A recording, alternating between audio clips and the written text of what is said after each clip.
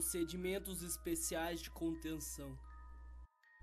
O hospedeiro de SCP-027, presentemente o hospedeiro 027-02, deve ser mantido em uma cela de contenção de 5 metros por 5 metros, com um piso coberto por uma grade elevada. Todas as criaturas removidas da cela do indivíduo devem ser incineradas, exceto por uma pequena amostra mantida para análise e necrópsia. A cela deve ser limpa e sua integridade estrutural verificada diariamente.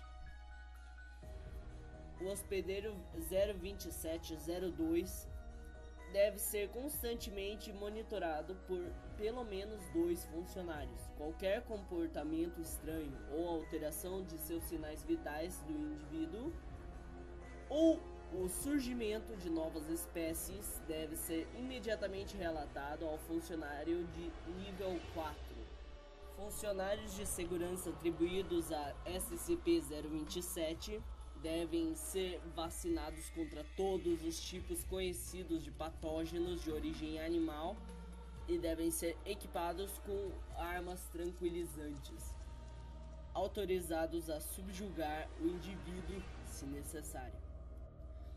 Até que SCP-027 seja melhor compreendido, nenhum funcionário de nível 4 ou maior deve se aproximar a menos de 200 metros do hospedeiro.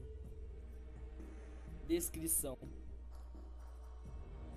SCP-027 aparenta ser um fenômeno de origem desconhecida conectado a um hospedeiro humano.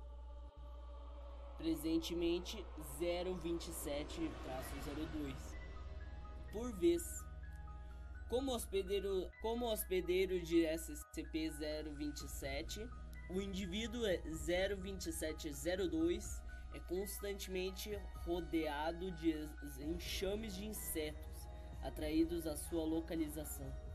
O sujeito não parece ser capaz de exercer nenhum tipo de controle sobre essas criaturas, estando na verdade propenso a ataques ocasionais dos espécimes. As criaturas já foram observadas atacando funcionários que se aproximem demais. Aonde quer que o hospedeiro vá, enxames de insetos como mosquitos e moscas formam uma nuvem ao seu redor, normalmente dentro de 2 ou 3 minutos. Pouco depois, animais rasteiros, incluindo piolhos, baratas, vermes, aranhas, camundongos e ratos, começam a surgir. Quanto mais tempo o hospedeiro permanece em um mesmo local, mais criaturas se reúnem. Quando o hospedeiro se desloca, algumas dessas criaturas o seguem, embora a maioria se disperse.